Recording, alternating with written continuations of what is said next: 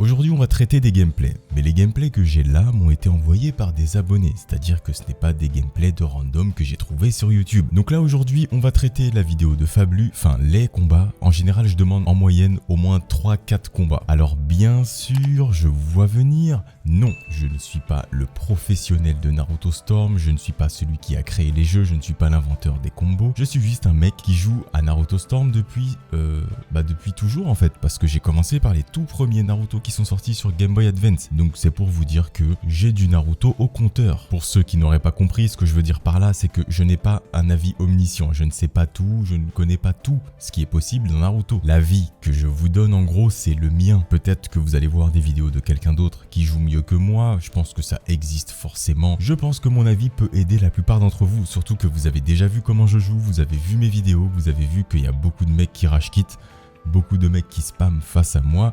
Et je pense que vous avez très bien compris que ce n'est pas parce que je joue n'importe comment, mais parce que les mecs ne savent pas forcément quoi faire. Donc là, on va faire une analyse ensemble et vous me direz vous-même dans les commentaires ce que vous en avez pensé et ce que vous auriez peut-être pu améliorer à la place de cette personne et que je n'ai peut-être pas vu. Ok, donc premier match, nous avons Fablu qui a pris un Neji grand et un Neji petit. Premier point faible, je trouve que le Neji petit est complètement inutile. Vraiment pour moi dans ce jeu, Neji petit ne sert à rien, dans cette équipe-là surtout. Parce que si on a Neji grand, ça ne sert à rien de prendre Neji petit parce que Neji grand peut intervenir en l'air comme au sol. Alors que Neji petit c'est uniquement au sol. Déjà ça empêche de pouvoir appeler son soutien souvent. Et surtout d'avoir un soutien efficace tout simplement. Parce qu'il faut savoir quelque chose, c'est que quand on a deux personnages de soutien, ils vont mettre plus de temps à revenir. Donc pourquoi prendre deux Neji si au final ils font la même chose mais qu'ils vont mettre 2 fois plus de temps à revenir? Personnellement je ne vois pas d'intérêt. Je suis très monsieur un seul personnage de soutien. Je n'aime pas prendre 2 personnages de soutien parce que souvent ils mettent du temps à revenir. Et en plus de ça, il faut trouver des bons persos de soutien aussi. Parce que la plupart ils prennent des Pain, des Naruto ou quoi parce qu'ils savent très bien que voilà. Ces personnages-là sont assez chiants à contrer. Bon, là, de toute manière, d'après ce qu'on voit, le mec en face, il utilise son Minato éveil. Edo Minato, qui est un personnage complètement foiré dans le jeu, à mon avis. Je trouve qu'il a été complètement raté. J'ai pas vraiment l'impression qu'il est aussi costaud que dans l'animé. Parce que dans l'animé, quand on le voit, on se dit « Ah ouais, Edo Minato, c'est quelque chose. » Alors que dans le jeu, pas du tout. Dans le jeu, Edo Minato, je trouve que c'est un des persos les plus nuls à jouer. Il est trop facile à contrer, en fait. Du coup, Fablu, il a changé, il a pris son Neji. Je sais pas trop pourquoi il utilise autant ses jutsu, d'après ce que je vois. Il utilise beaucoup ses jutsu. Il devrait utiliser Hinata en l'air et pas au sol. Parce qu'on se tape des animations supplémentaires quand on fait au sol. Quand c'est en l'air, ce n'est pas du tout le cas. Regardez, là, et le temps qu'elle repart, elle peut se prendre des dégâts. Ce qui fait qu'elle va mettre beaucoup plus de temps à revenir. Alors que les animations en l'air sont quasiment instantanées. On appelle le personnage de soutien, il apparaît, hop, il fait son jutsu instantanément et il disparaît tout de suite. Là, bon, ça lag un petit peu. D'après ce que je vois, le Minato ne permet pas du tout, je sais pas pourquoi.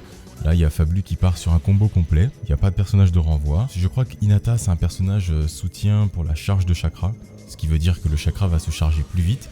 Et Neji petit, je sais pas trop.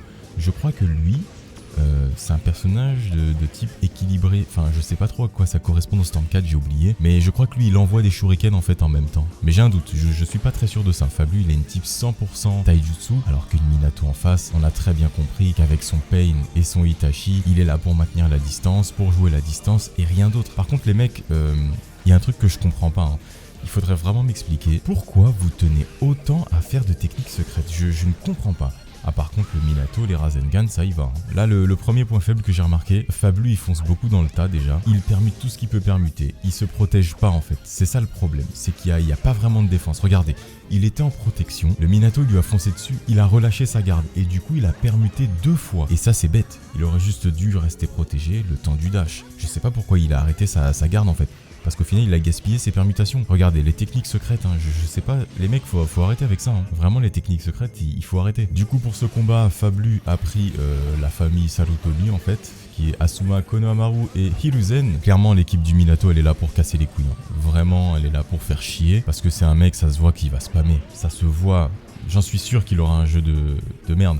En général, les Minato, lorsqu'ils tombent sur ce terrain-là, ils jouent avec les arbres. Souvent, ils font ça, c'est-à-dire qu'ils nous cassent la tête et après, ils vont se cacher derrière les arbres et ils tournent en rond. Le temps qu'ils récupèrent leur personnage de soutien, qu'ils récupèrent leur chakra, leur permutation. Et c'est super chiant parce que tous les Minato, quand ils tombent sur ces terrains-là, dans 80% des cas, ils jouent de la même manière. Là, Fablu, il sera en difficulté. Par contre, là, il y a un truc que je ne comprends pas. Fablu fait beaucoup, en fait, de jutsu et de permutation. Je ne comprends pas pourquoi il n'y a pas de combo de sa part, en fait. En fait, il y a zéro défense. Et ça, c'est le problème de la plupart des personnes qui jouent à ce jeu, c'est qu'elles n'ont aucune défense. Elles tentent les jutsu, les techniques secrètes, et elles permutent tout ce qu'elles peuvent permuter. Et il y a zéro défense.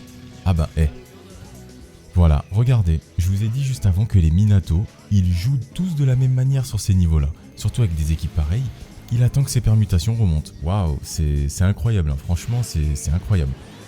Voilà, encore un jutsu de la part de Fablu qui aurait pu clairement éviter de se prendre un Rasengan. Il tente encore un jutsu. En fait, il fait rien d'autre. Mais je pense qu'il doit se dire ouais que pour l'empêcher d'approcher, il faut que je tente des jutsu. Sauf que absolument pas en fait. Ça c'est le truc que je pense que la plupart ne font pas. C'est que vous ne bougez pas assez en fait. Quand vous jouez à ce jeu-là, vous ne bougez pas assez. Vous êtes souvent statique, vous êtes souvent jutsu, technique secrète. En fait il faut bouger, il faut éviter de permuter tout le temps. Mais vous ne le faites pas. Ah ouais, le mec par contre, à les prises, ça y va. Hein. Ah. Les mecs, il faut bouger. Là ça va pas. Je vois vraiment pas de point fort en fait. À part le spam technique secrète, qui n'est pas un point fort bien sûr. Hein. Le spam jutsu, la permutation abusive, zéro garde, zéro combo. Dans son jeu, je ne vois aucun truc qui ferait que même moi je serais en difficulté en fait. Regardez que des jutsu, que ça, que du spam de jutsu en fait.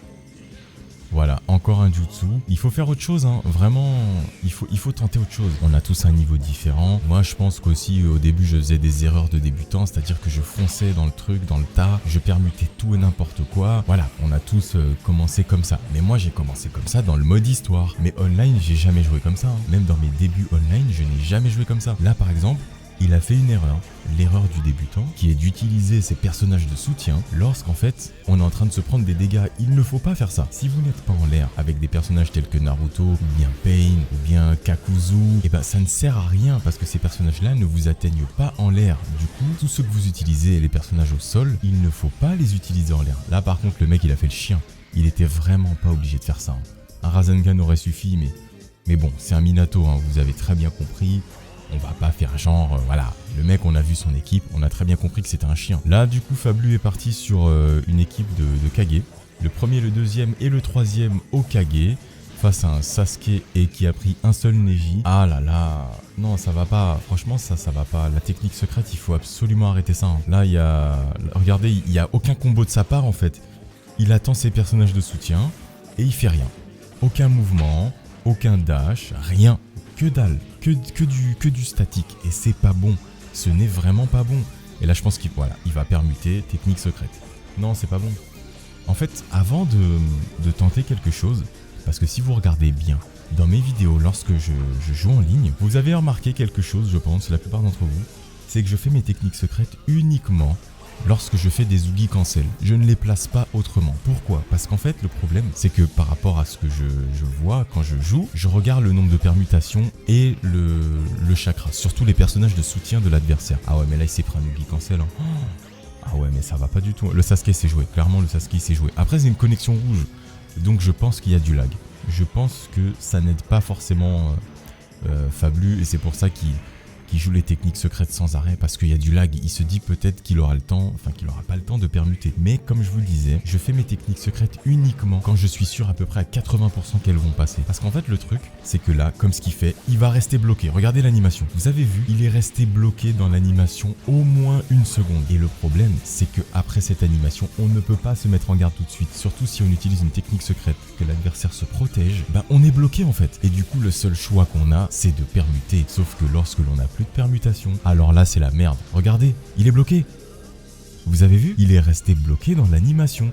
Et le mec en face n'a rien fait, il s'en fout. Il y a beaucoup trop d'ouverture. Mais là vraiment, ce que Fablu fait, ne le faites pas parce que vous laissez trop d'ouverture à l'adversaire. Vous utilisez une technique secrète, l'adversaire se protège, vous êtes bloqué dans l'animation. Si vous n'avez pas de permute, vous êtes mort. Il vous place une technique secrète, vous êtes sûr de la prendre. Dans tout ça, j'ai pas vraiment vu de points forts. Vraiment, je vous dis des points forts par rapport à moi. Je vais vous expliquer pourquoi. Parce qu'en fait, je n'ai pas vu de choses qui pourraient moi me mettre en danger si jamais je joue face à cette personne. Voilà pourquoi je parle de points forts. Après je sais que j'ai des années de Naruto au compteur, donc je pense que je ne suis pas vraiment une sorte de jauge qu'on peut utiliser pour jauger la totalité du gameplay de la personne, parce que je suis peut-être un peu trop avancé pour lui. Pour tous ceux qui ont ce type de gameplay, arrêtez de permuter tout le temps. Vraiment, les permutations abusives, il faut arrêter. Le deuxième point faible que je vois très souvent en ligne et qui me fait gagner, c'est que la personne ne bouge pas. Dans Naruto Storm 4, il faut absolument que vous vous déplaciez. Si vous ne bougez pas, alors là c'est fini pour vous, hein. Tous les mecs que Fablu a affrontés ne savent pas jouer, mais vu que